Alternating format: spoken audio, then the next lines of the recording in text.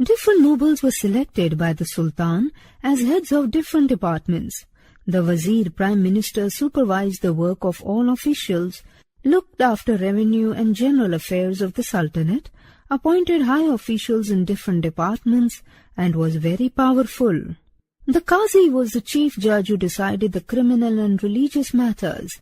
An appeal could be made to Sultan against the Qazi's judgment. The Bakshi was the paymaster for the army. The noble who was the chief commander of the army was the Arizu Momulik. He recruited, trained and equipped soldiers, though the supreme command of the army lay with the Sultan.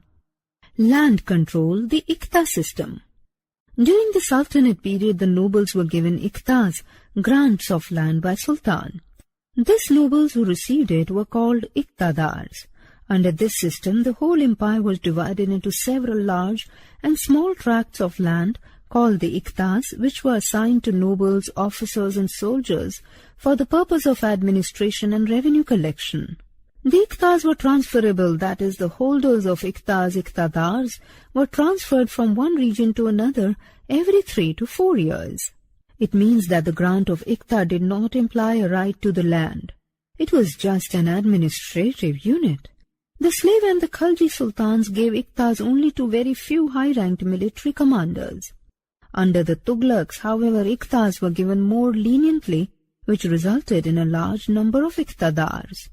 The Iqtadari system witnessed numerous changes during the Sultanate period. Initially, Iqta was a revenue-yielding piece of land which was assigned in lieu of salary.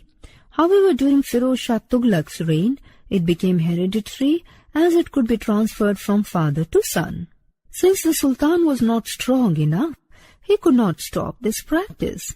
Moreover, most Iqtadars acted as independent rulers of their allotted lands whenever the Sultan was weak and the nobility more powerful. The Sayyid dynasty, 1414 to 1451. In all, there were 4 Sayyid kings who ruled for a brief period. Khizr Khan Sayyid, 1414 to 1421. Khizr Khan was the governor of Multan under Firoz Shah Tughlaq, who had joined Timur in his invasion of Delhi and was bequeathed the governorship of Multan, Lahore and Dipalpur. Khizr Khan conquered Delhi in 1414. He was a Sayyid and so his dynasty is called Sayyid dynasty. Khizr Khan ruled over Delhi and the surrounding districts till 1421, but his whole reign was marked by utter chaos and disorder. Mubarak Shah Sayyid, 1421 to 1434. He succeeded Khizr to the throne after his successful expeditions against Mewatis, Katehars and a gigantic Doab area. During his reign, the Subedars of Punjab, Bhatinda and Doab broke out in revolt, and the whole of his reign was spent in trying to suppress them. He was killed by the nobles in his own court and was succeeded by his nephew Muhammad Shah. Muhammad Shah Sayyid, 1434 to 1443. The nobles put Muhammad Shah on the throne, but the new Sultan could not handle the infighting among the nobles in the court. He was authorized to rule a meager area of around 30 miles, while the rest of the Sultanate was ruled by the nobles. During his reign, the ruler of Malwa invaded Delhi, which was however saved by the valiant Subedar of Lahore, Behlol Lodi. Alauddin Alam Shah, 1443 to 1451. The last Sayyid king Alauddin Alam Shah descended in favor of Behlol Lodi, and he himself retired. Thus began the Lodi dynasty, the extent of which was confined to Delhi and a few surrounding areas. The Lodi dynasty, 1451 to 1526. The Lodis were Afghans who were the last Sultanate dynasty to rule from Delhi. Behlol Lodi, 1451 to 1488. Behlol Lodi was one of the Afghan Sardars who established himself in Punjab after invasion of Timur. He founded the rule of Lodi dynasty by usurping the throne from the last of the Sayyid rulers. In Fuhaib, Lodi Gardens is a park in Delhi spread over 90 acres, which has Muhammad Shah's and Sikandar Lodi's tomb. He was a strong and brave ruler who tried to restore the glory of Delhi by removing the rebellious governors and replacing them with loyal Afghan nobles. Conquering territories around Delhi and after continuous war for 26 years, He succeeded in extending his authority over Jaunpur, Revel, Etawah, Mewar, Sambhal, Gwalior, etc. Though he was an illiterate, he extended his patronage to art and learning. When he died in 1488, his empire stretched from Punjab to Bihar. Sikandar Lodi 1489 to 1517. Behlol Lodi's son and successor to the throne, Sikandar Lodi continued his father's expansionist campaign.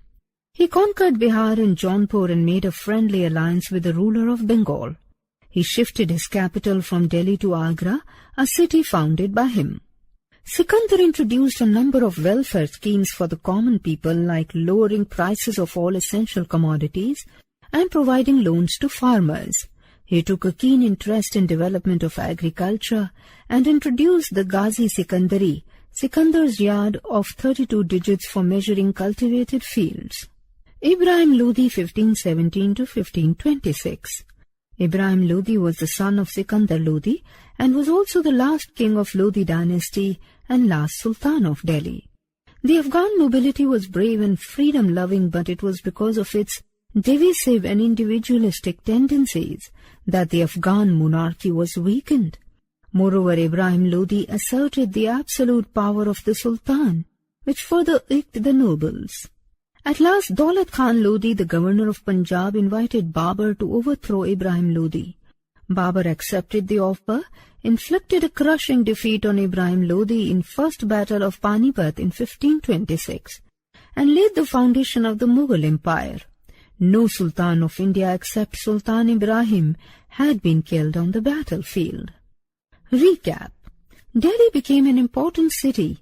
5 dynasties ruled it for over 3 centuries: Slave dynasty, Khalji dynasty, Tughlaq dynasty, Sayyid dynasty, and Lodi dynasty. Qutbuddin Aibak, Iltutmish, Razia, and Balban were the important rulers of the slave dynasty. This dynasty ruled from 1206 to 1290. Alauddin Khalji was the most powerful sultan of the Khalji dynasty. The Tughlaq dynasty came to power in 1320. Its rulers were strong, but the nobles and ulema were given a lot of authority. The rulers of Sayyid dynasty ruled from 1414 to 1451. They were followed by Lodi sultans from 1451 to 1526.